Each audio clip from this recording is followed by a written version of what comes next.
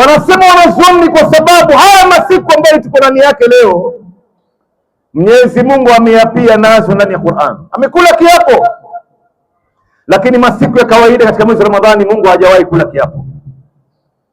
Sasa unaweza kufikiri ndugu yangu, haya masiku ni nzito kiasi gani katika maisha yako na yangu? Ndio unaona haya masiku ndugu zangu imetupata sisi, na leo ni siku ya 3 imeshaingia. Tujibidiishi katika taa ndugu zangu, tujisukume mbele, kila mmoja wetu ailazimishe nafsi yake. Hii ni nafasi ya dhahabu ndugu zangu katika maisha yako na yangu. Tuyakimbilie haya na tuyafanye ibada nyingi nyingi katika masiku haya. Tuhakikishe kwamba swala zote 5 tunalazimisha msikitini. Sunna ya kablia na baadia isitupite ndugu zangu.